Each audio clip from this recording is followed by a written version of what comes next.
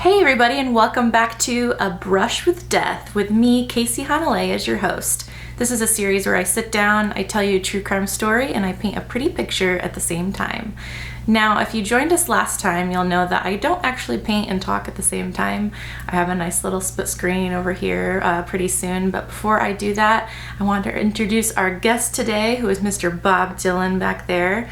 I painted Bob a few years ago for my father, so this is not for sale, but thanks for joining us, Bobby. Hey guys, so with this episode, I tried to dress for the decade that we were talking about today. So what do you guys think? I got my frosty blue eyeshadow on, I got my big hoops, I got my weird mauve lipstick on, and I also got the chain I made in middle school. Yes, that's a safety belt from a GM car. I was super cool in middle school. I'm sure everyone else was. What are we talking about today? The 90s. And we are talking about Tupac Shakur today. So let's get into this case.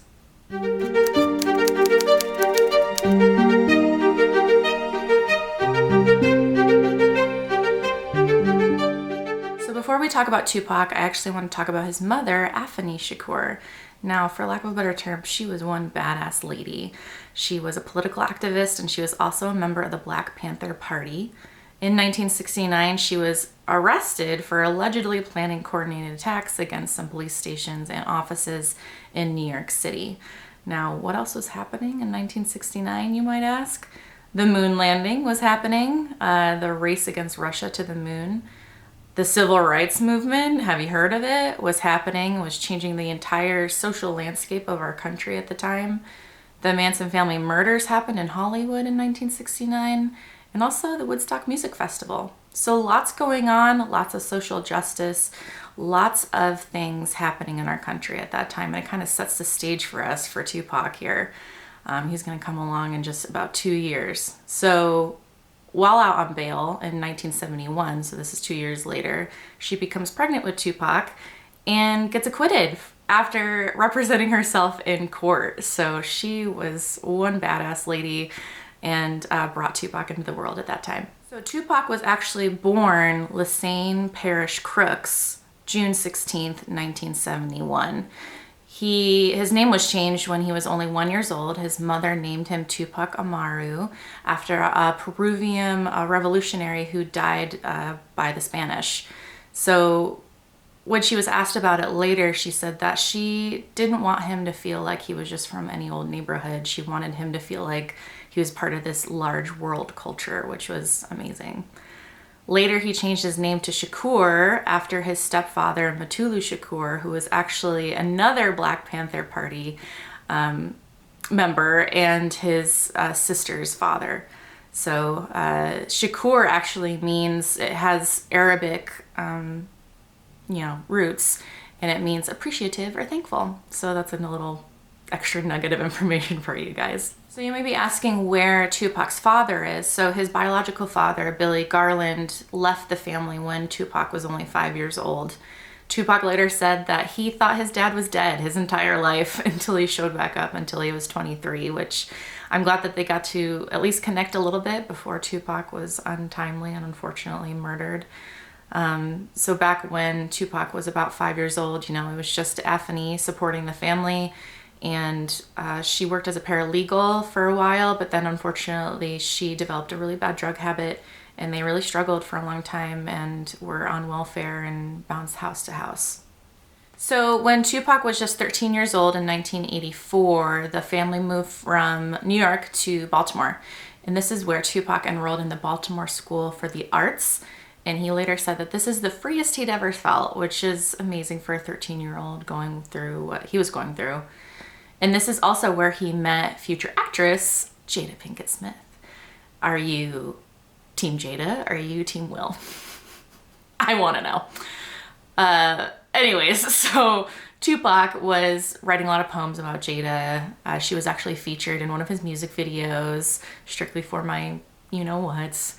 And she later said, she recently said in the movie All Eyes on Me, which came out in 2017, that the way they depicted their relationship was all wrong, and it was all about survival. And she was a drug dealer at the time that they met, and it was a lot different than how they depicted it, which I don't know if you guys believe that. I don't know if you believe anything she says.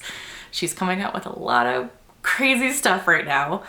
But let me know if you're Team Will or Team Jada. You know, something I just realized, well, not just realized, I realized it like last night, that Jaden, and Willow, they named their kids after each other. And they have Will has an older son that like no one ever sees. Like, is he doing okay?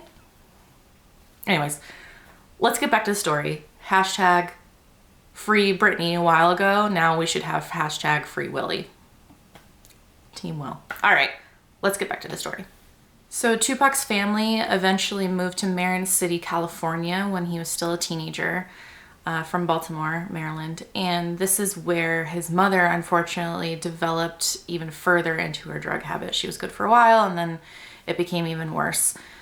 So to make ends meet, Tupac actually became a drug dealer himself and was on the same streets his mother was getting her supply. And this actually drove a wedge between them, and this is where their falling out came from.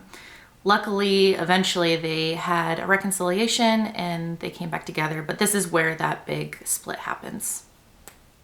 So in 1989, when Tupac is just 17 years old, he meets Layla Steinberg in Oakland Park. Now, Layla Steinberg was hosting poetry lessons in the park. Tupac and her got along really good, and he actually tried to convince her to become his music manager. Now, Layla had no idea how to be a music manager, but she took a shot at it, and she actually scored him his first gig, which was amazing for him. And then she actually got him in front of Atron Gregory, who was a music producer at the time, and he was able to get Tupac his first real job in the music industry, which was a backup dancer for Digital Underground. So in 1991, Tupac made his recording debut for the song Same Song, which was actually a Dan Aykroyd comedy feature, which is pretty random. But anyways, his manager, Atron Gregory, got him a deal with Interscope Records.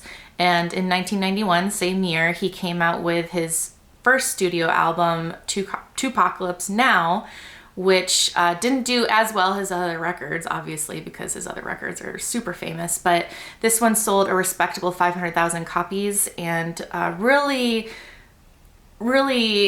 labeled him as a social commentator in that space at that time.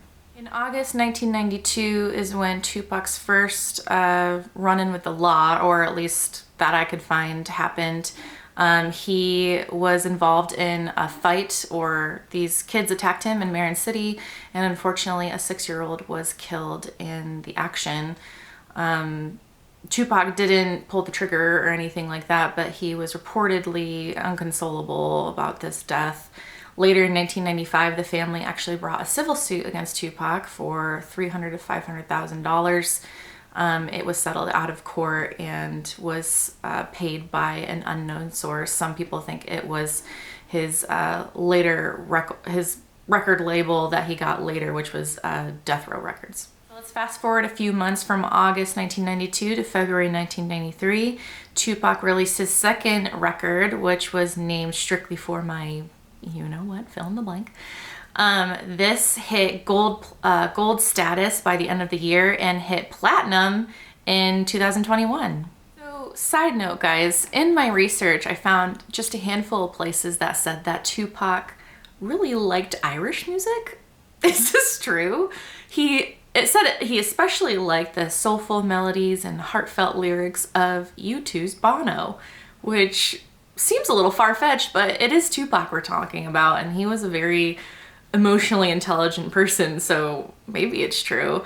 Let me know if you guys have confirmed that, or if you've seen it elsewhere, but I'm just curious, guys. Have you seen that? So 1993 was a busy year for Tupac. He released his second studio album, Strictly for My Homies, And he was also featured in a few different movies. He wanted to break into acting. He was starring alongside Janet Jackson in Poetic Justice in 1993. And then also, I think later, 1994 maybe, 1995, he starred in Bullet with Mickey Rourke, which is, he's a very multifaceted person, which the more I dug into this, the more amazing it became. So check those movies out. Let me know what you guys think of those. So I said that 1993 was a busy year for Tupac, and unfortunately in October 1993 he was accused of shooting 2 off-duty white police officers, one in the abdomen and one in the butt. The charges were later dropped because it came out that the cops were intoxicated, they initiated the fight, and they threatened him with a stolen gun. This isn't the last time that Tupac is going to be accused of things. It really sets the stage for him as a social commentator because he's lived it. He has lived all these scenarios of, social injustice and where he sees we're failing as a society. So he's getting all this information firsthand. So let's keep going. Before Tupac released his 3rd studio album, he became a target again and was shot in the lobby of a Manhattan recording studio in 1994. I believe it was in November. Tupac later said that he thought it was influenced by his rivals Biggie Smalls and Sean Combs. In 2011, an inmate serving his time for an unrelated charge said that he was actually paid by another music producer to steal from Tupac and to, that's how he got shot. I'm not sure if they were actually planning on trying to murder him or not at that time, but there have been lots of speculation, but that crime has never been solved. So like I said, this wasn't the last run-in with the law that Tupac had.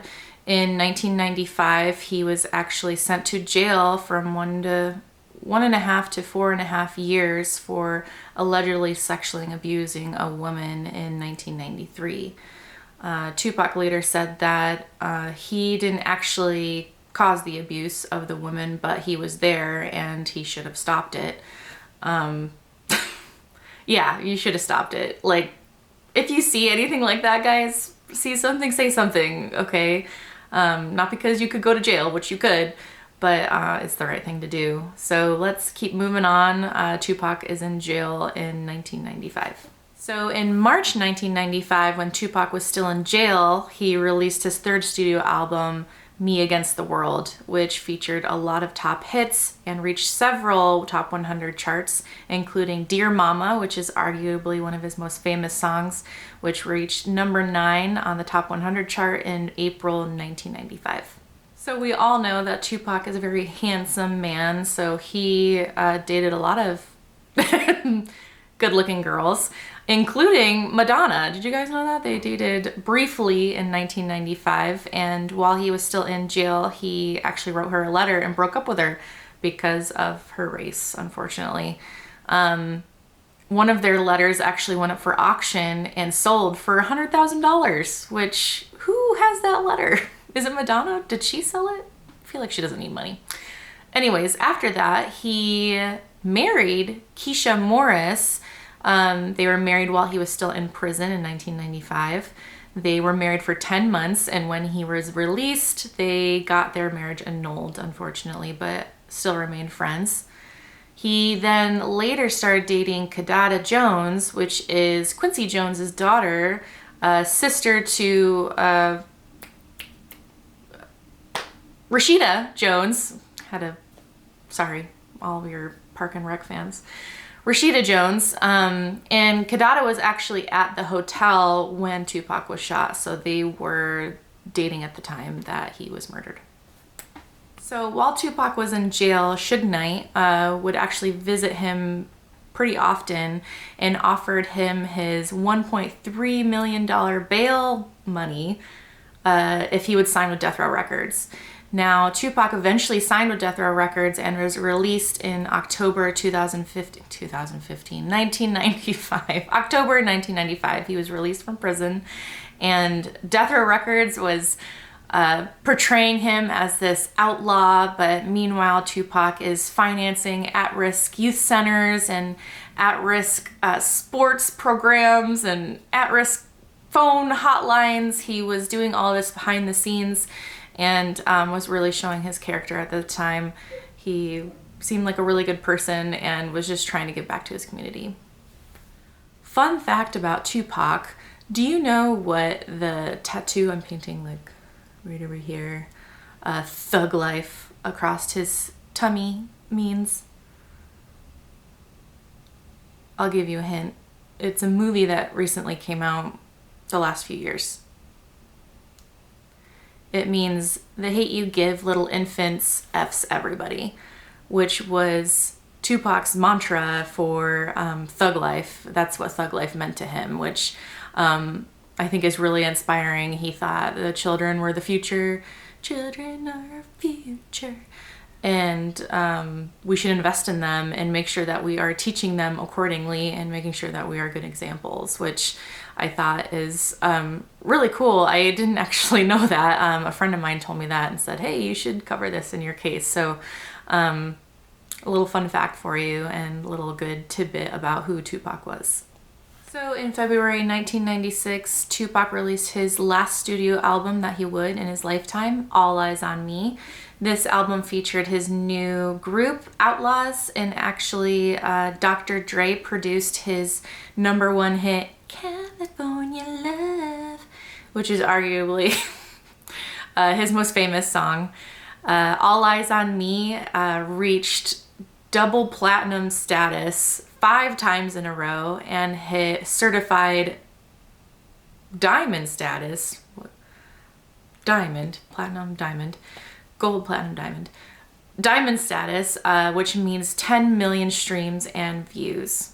Later that year, in June 1996, Tupac released his diss track, Hit 'Em Up, that was aimed at Biggie Smalls and his label boss, Sean Diddy Combs. Now, this ratcheted up the intense rivalry between West and East Coast rap. There are lines in the song that kind of predict their futures.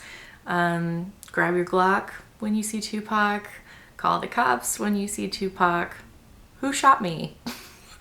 All of these are supposedly telling the future, or that's what people think. Because 3 months after this is when Tupac was unfortunately shot and murdered. And then 6 months after that, Biggie Smalls was murdered, which we will cover Biggie eventually. I think that would be a good one too. So, is Tupac trying to tell us something? Did Tupac predict his own murder? So, let's talk about Tupac's death. So, on the night of September 7th, 1996, Tupac and his manager, Suge Knight, attended a Mike Tyson fight here in Las Vegas at the MGM Grand. In the lobby, they got into a fight with Orlando Anderson, which was a previous Crips member, supposedly. They got into this fight. Tupac's entourage broke up the fight, and they left the hotel and got into their car. They drove down the street to head to Club 662, which is a since closed down club that Suge Knight owned. They were still in the car. They stopped at a stoplight, and a white Cadillac pulled up and shot 14 shots into the car.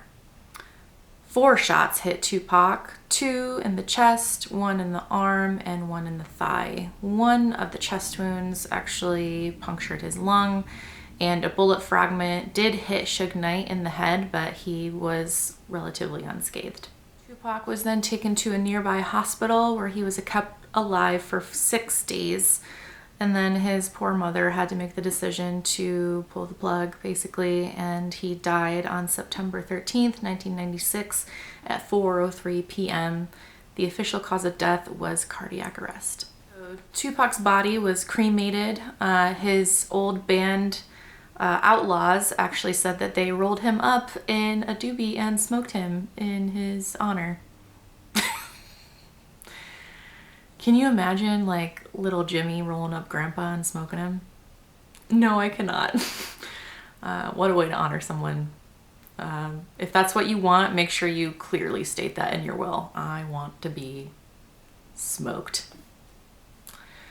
His mother, Anthony, she wanted to spread his ashes in South Africa and did so to connect him with his ancestors, which is beautiful. She did that on his 26th birthday, June 16th, 1997. Later in 1997, Anthony created the Tupac Amaru Shakur Foundation, or TASF, which helps students who want to further their career in the creative arts. So now that we've gone through his life, his connection to the music industry, his rise to fame, and then his unfortunate murder, let's go through the theories of what people think happened all these years. It's been almost 30 years since he was murdered. And then let's get into the murder investigation. So there's a lot of people out there for many, many years that thought Tupac was still alive. Now there are lots of clues and even sightings that Tupac is alive and well. I actually just saw one a few months ago of him and Rihanna. I'm sure it was doctored. But in his song Life Goes On, he talks about his funeral. And then the song I Ain't Mad at Ya was released a few days after his death. So I don't know, maybe this was all a setup and he's still alive somewhere and this is just an elaborate hoax. Who knows? One of those sightings was actually by Kim Kardashian in 2012. I didn't look up the story or anything and see if it was credible. Do you guys think it's credible? I know for my news, I go right to Kim Kardashian. Also, Suge Knight had made several statements that he couldn't understand how he would visit someone in the hospital, they seemed fine, and then a few days later they were dead. He just couldn't understand it. He said that you never knew with Tupac. He could be living in secret somewhere. And so is that a clue? You know, also his mother had a choice of words as well when she commented on his death. She said that he chose to leave this world quietly. It's kind of a weird way to put that. So maybe he did leave willingly and just set this whole thing up. What do you guys think? You know, there has been an arrest in this murder case. How does that all play into this? Is that part of the conspiracy? I don't know, guys. What do you guys think? Okay, now let's get into the people that the police investigators think that may have something to do with Tupac's shooting. So the first, of course, is Orlando Anderson, the gentleman that got into the fight with Tupac at the MGM Grand lobby. Anderson was a Crips member, supposedly, and so this would be labeled as a gang hit if that was true. Now, the 10-car entourage that was following Tupac and Suge Knight say that Orlando Anderson was the one who did shoot Tupac. Unfortunately, 2 years later, Orlando Anderson was shot in an unrelated shooting and killed. So no charges were ever brought to Orlando Anderson, and that part still remains really murky. So a lot of people were quick to put the blame on the Notorious B.I.G. or Biggie Smalls. The pair came up together and they were former friends, and then we all know that they became rivals, East Coast, West Coast. Tupac came out with the hit Hit 'Em Up, which was in response to Biggie Smalls' Who Shot Ya? Which was supposedly about Tupac's shooting in Manhattan, where he got caught up and accidentally got shot. So, well, maybe not accidentally. Later, after Tupac's death, Faith Evans, which was Biggie Smalls' wife, said that he was really fearful for retaliation. People thought that he did it, and he adamantly denied that he had anything to do with Tupac's murder. And we all know that 6 months later, unfortunately, Biggie Smalls was shot dead outside of the Soul Train Awards, and his death and murder remain unsolved. So another theory is that Suge Knight actually organized the hit on Tupac. Now, Suge Knight adamantly denies this and says that they were friends, and he would never plan a murder on his, on his employee and his friend like that. But people think that he orchestrated it because the relationship had become frosty and agitated, and Tupac wanted to break away from Death Row Records and create his own record label. So Suge Knight orchestrated this hit on him, and that's what people supposedly think. Suge Knight later came out in 2017 and said that he thinks that his ex-wife, Sharitha Golden, actually orchestrated a hit on him, Suge Knight, to gain control of Death Row Records. Sharitha denies all these claims and says that she had nothing to do with it as well. But, maybe there was a hit out on Suge Knight and Tupac was just collateral damage. Who knows? What do you guys think? Orlando Anderson, a good pick for you? Biggie Smalls, Suge Knight, Sharitha Golden. Lots of good options here. But now let's get into the murder investigation and the arrest that just happened here in Las Vegas. So in early 2018, former Crips member Dwayne Keith Davis admitted that he was in the actual car when the shooting happened, and that the shots came from the back seat. Now, he told investigators that the gun was in the hands of his now deceased nephew, Orlando Anderson. So he was right there when it happened. Police noted that he actually implicated himself in his own memoir. He wrote something to the effect of, "Them jumping Orlando that night gave us the green light to do something. Tupac chose the wrong game to play," which, like, dude, you're saying that you did it. Like, you're saying that you were part of it. So in your memoir, maybe just don't say anything. Maybe just don't. Anyways, let's keep going. So because of all of the action in 2018 regarding Tupac's murder and this implication of Mr. Davis, a lot of buzz has been going around about his murder and re-looking at it. A change.org petition went out to reopen the case, and it was not a closed case, but to take another look at it and get the Las Vegas Metro Police going on it. So a few years later, in 2023, July 17th, an arrest warrant was initiated, and they searched the home of Mr. Davis on that day. Later, a few months later, he was arrested on September 29th. The grand jury indicted him in Clark County, Nevada, and he is currently waiting in jail for his trial. He is in there without bail. So we'll see how this case goes. That's where we're at right now. I'm not sure when the trial is scheduled, but when it does happen, I do plan on giving you guys an update.